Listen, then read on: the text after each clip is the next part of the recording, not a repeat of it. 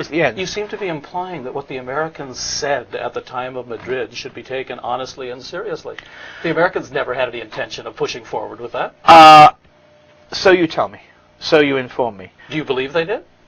I work in the Middle East. I'm on planet Earth out there. I'm not living here. All I can tell you is that in the Middle East, people still believe that if promises are made, promises are meant to be kept. The continuity of American disingenuousness in dealing with the Middle East. The continuity Mark, of American... you don't need to go back to America. Look at the Balfour Declaration. And look at Lawrence of Arabia's promises to the Arabs during the First World War. And look at the 1918 conference. We wanted the Jewish communities of the world on our side, and we wanted the Arab communities. So we promised the Arabs complete independence for all their states in the Ottoman Empire, and then Lord Balfour, British Foreign Secretary, announced that Britain would lend its support to the foundation of a Jewish homeland in Palestine, not in the little bit of Palestine that's Israel. He promised support, remember, for a Jewish homeland in all Palestine, including the West Bank and Gaza.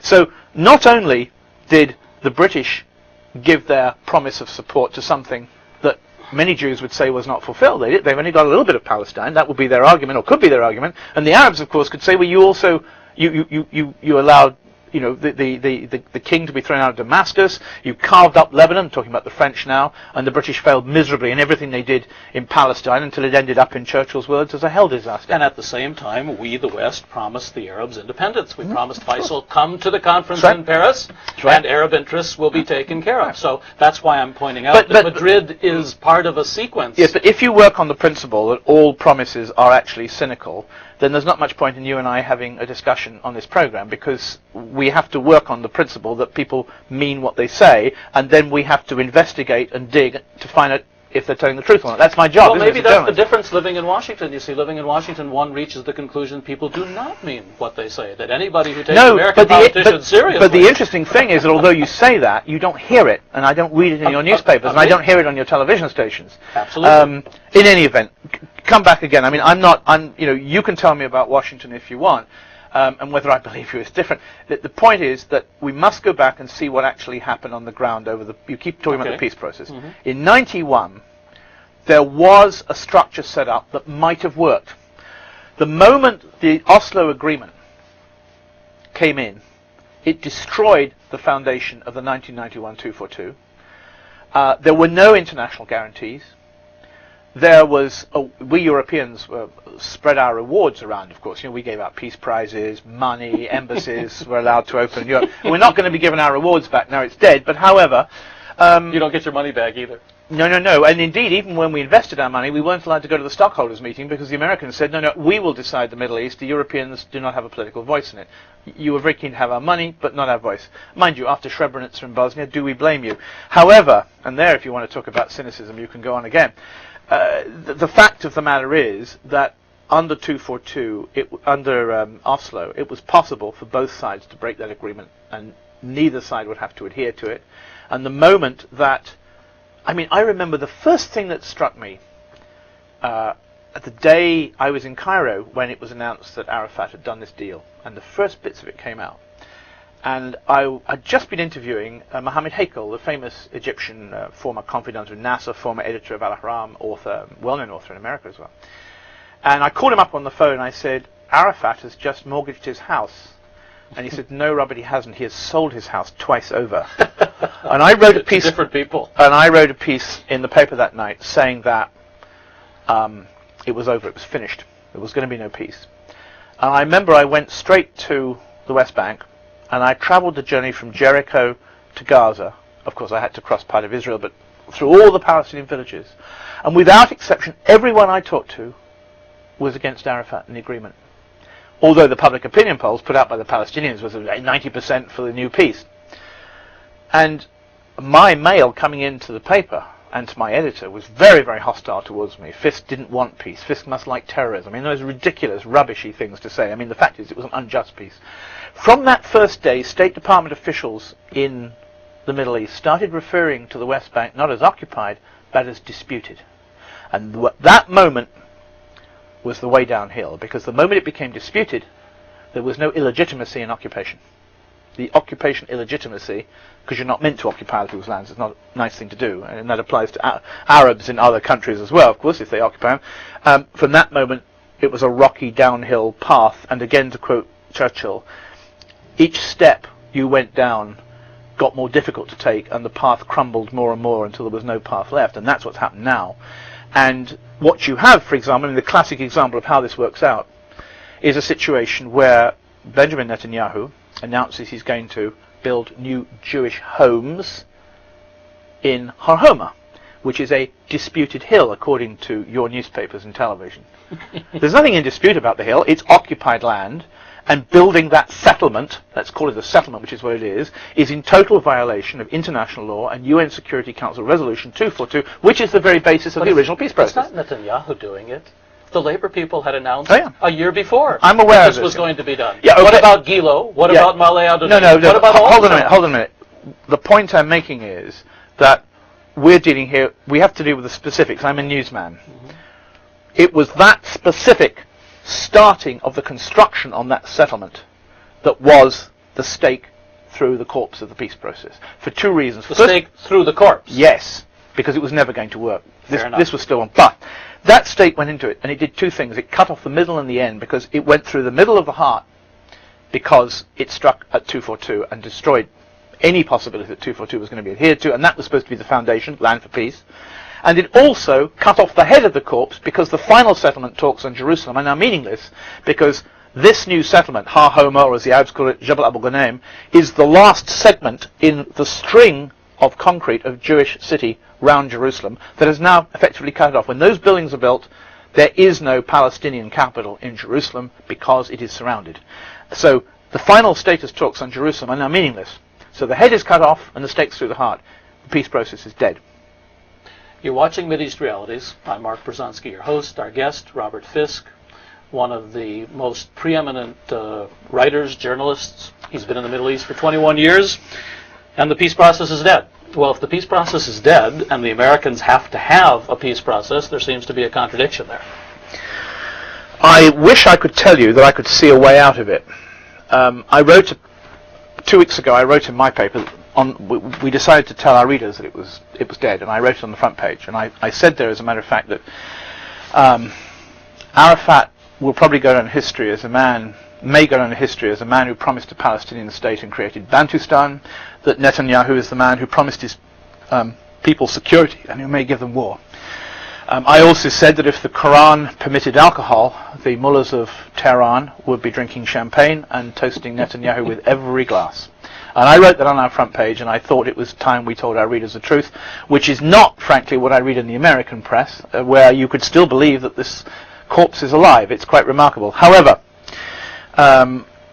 if you look to the future, there is only one other organization which could conceivably be looked to involve itself and try to go back to 242, and that is the European Union. But the European Union is totally divided. It has not the courage for a common foreign policy. Look at Bosnia. If I was a Muslim, and it's amazing the number of Muslims who think that the Europeans can come and save them, their former colonial masters who messed this up in the first place. Well, it's a good point to the record of European involvement in the Middle East. And if I was a Muslim after Srebrenica, and where a NATO army stood by as 8,000 Muslims were taken off to the mass graves, I wouldn't trust the European Union. And frankly, if I was an Israeli Jew, since the wickedness of the Holocaust began in Europe, I wouldn't trust the Europeans either. So there is no, and this is the great danger, there is no one else to come in, and the Americans have failed.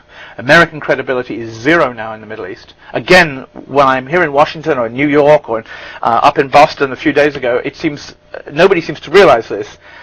Sometimes I wonder, maybe this is planet Earth and I'm living on some strange planet, but I don't think so. I think I'm on the Earth. Before you get Europeans, you were at Qana, the UN base, which to my knowledge is the first time a UN base full of civilians has been attacked in the Middle East. Nope, wrong. The day before Qana. The day before. The day before, proximity shells were fired onto the battalion headquarters of the Nepalese battalion of the United Nations. But quite by chance, all the people there were in bunkers and no one died. And the UN, assuming it was just a strange mistake, did not complain about it because no one got killed. And exactly the same thing happened the next day at Qana. So in fact, there was a rather disturbing precedent 24 hours earlier, which we didn't know about. You were at Qana when the French foreign minister came to visit, I believe 3 days after the massacre. Very promptly, yeah. And to my knowledge, you were the first reporter, the primary reporter, who uncovered evidence making it very clear the Israelis knew exactly what they were doing because they, in fact, were flying a drone plane over Qana at the time that it took place. Well, perhaps I should tell you the story of Qana as I saw it originally, Please. because my wife, who was also a journalist, and I were traveling on a UN convoy. Each day I would go out on the UN convoys. I mean, they got shelled and shrapnel hit them, but I preferred to be with professional soldiers just than be on my own on the roads, where you were very often attacked by helicopters individually, like the famous ambulance episode, you'll remember. Well, I was traveling on a UN convoy. The ambulance episode when the Israelis out of the air, with an Apache helicopter, fired an American-made missile into the back of an ambulance, which they said was driven by or owned by a member of the Hezbollah, and there were 14 people in the ambulance, and the missile killed 4 children and 2 women. the reality, in your view, after investigating, they do these things on purpose to intimidate the people. No, I didn't say that. Well, I think there was a quite clear military purpose to drive people out of southern Lebanon. A lot of people refused to leave their homes. They'd made the mistake of leaving before. And certainly, over and over again, what got hit by the Israelis were civilians. The driver of that ambulance actually put his family in the ambulance at the village of Mansouri, which is some way from where it was hit. And he recalled to me how the 2 Israeli helicopters, both Apaches, which were over the village, actually came down quite low and appeared to be watching him as the civilians got in the ambulance. And later again, 2 helicopters, whether the same or not, I don't know, began to move down the sky, lose altitude, behind the ambulance as it went past another UN base. And suddenly, the women in the back, one of whom was to die, shouted, "It's chasing us, it's chasing us." And he described to me how he looked in the mirror and saw the helicopter chasing along the road behind him to fire the missiles. He fired 2 missiles, 1 hit the ambulance. But let's go back to Qana. Exactly. On that afternoon, I was travelling back from the village of Tibnin, which is the headquarters of the Irish Army Battalion of the United Nations, with a convoy of, there was a Swedish officer, there were Irish troops and Polish troops on the convoy. It was bringing empty trucks back after delivering food to villages under Israeli fire.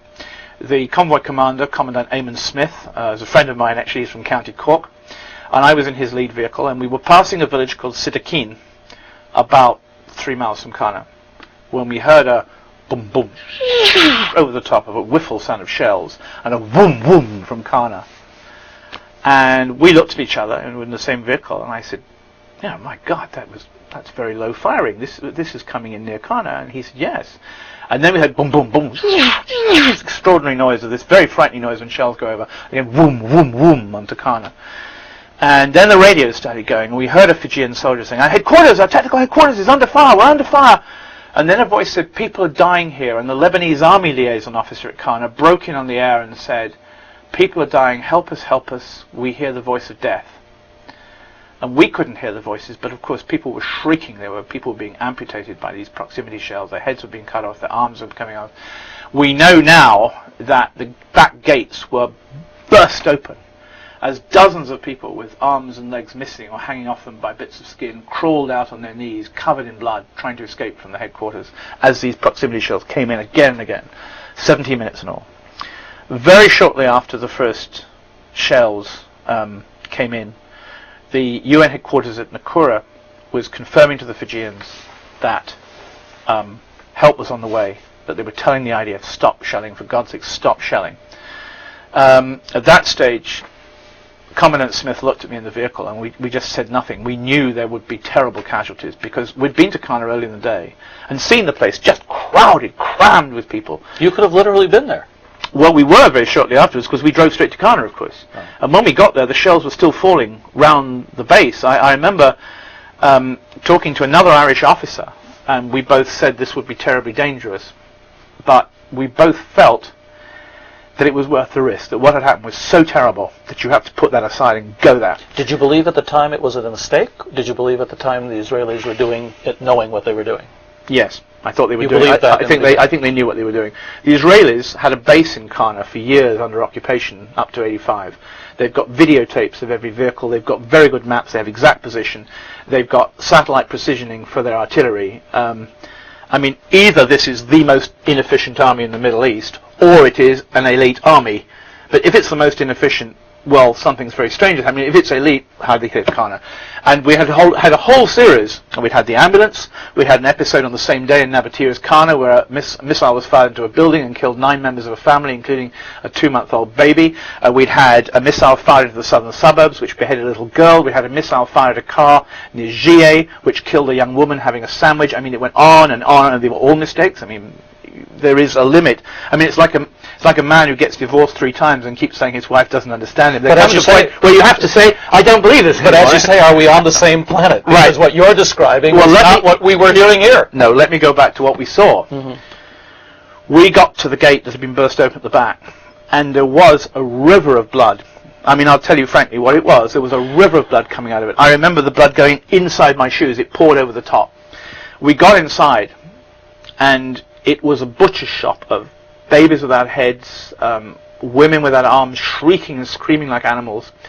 There was a pile of corpses on one side, with a young woman holding a middle-aged man in her arms, and he had an arm missing. He was dead, and his eyes were open, a grey-haired man, and she was rocking him backwards and forwards and crying over and over, "My father, my father." In the conference room where many people had been sheltering, it had a wooden roof.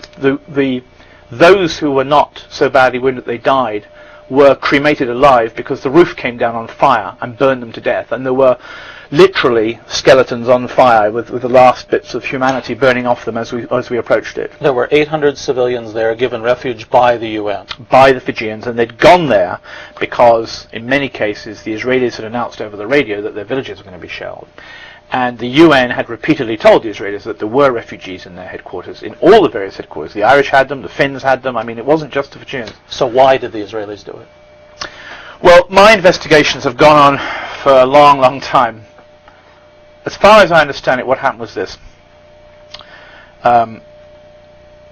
Shimon Peres had promised the Israeli people there'd be no Israeli casualties of this military campaign, because this was going to be from the air and from artillery. And because there's an election coming.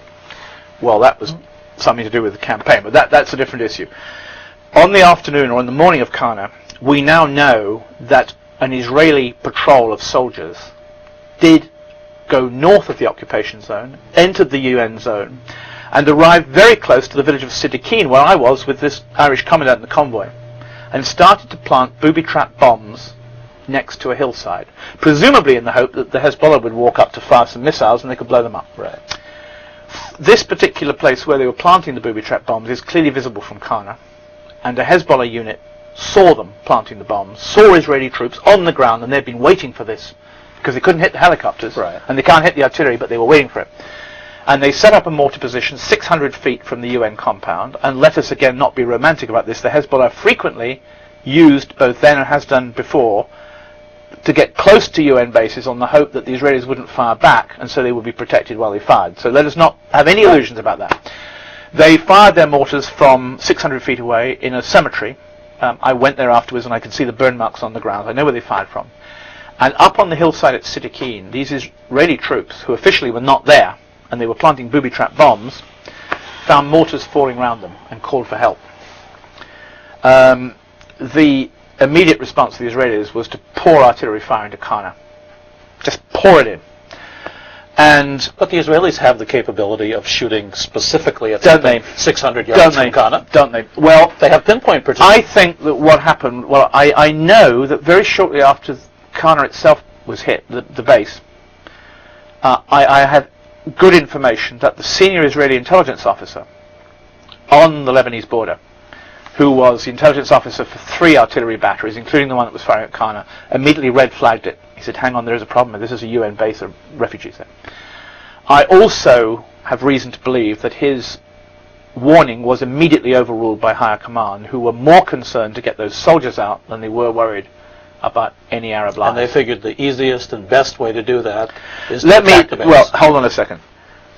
What was important to realize at this stage is that there was an interview published in the Israeli publication Kol Hayat after the massacre with some of the soldiers who were on the artillery unit that fired into Qana.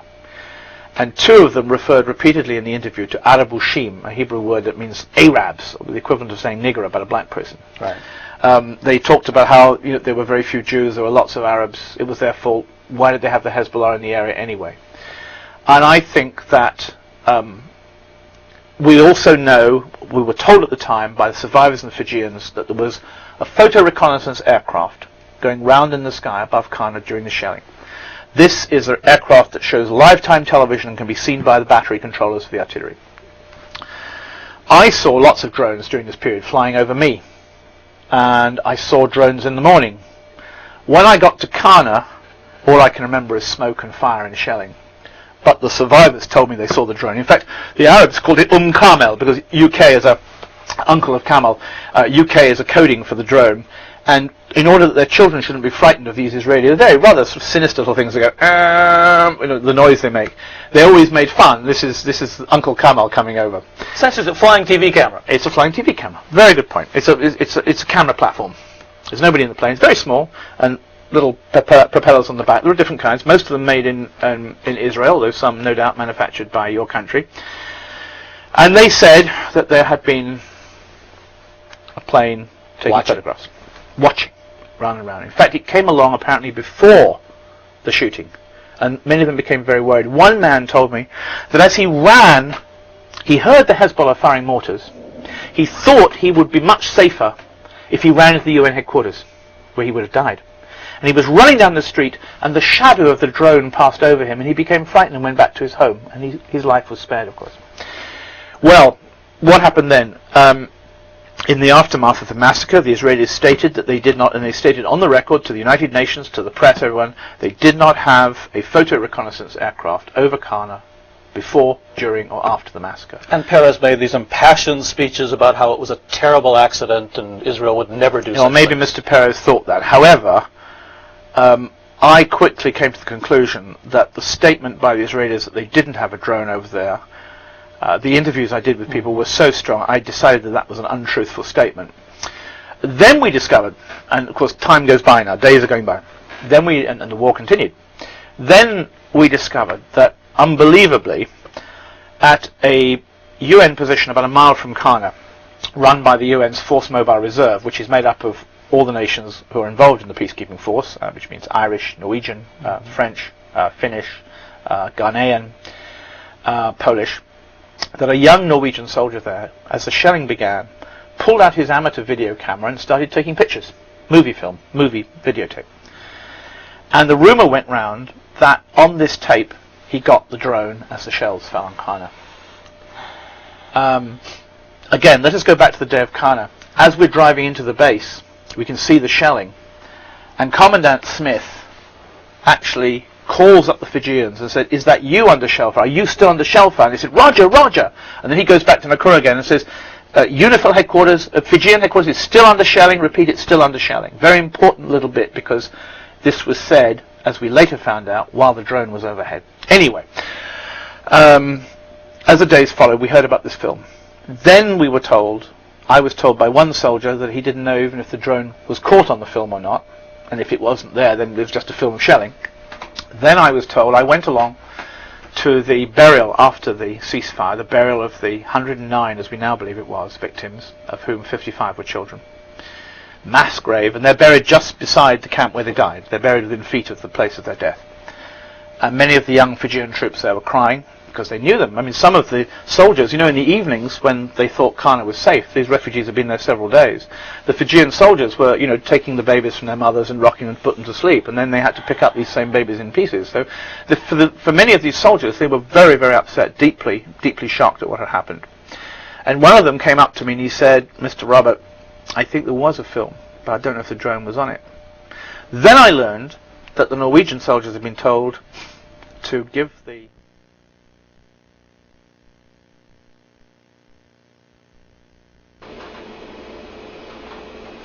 I'm Mark Bruzonsky, your host for this weekly program, Mideast Realities, and thank you for watching. If you too are concerned about the situation in today's Middle East and about U.S. policies toward that crucial region of the world, and if you'd like to meet like-minded persons, why don't you come to one of our weekly social meetings? I'll be there, of course. Just give us a call for details.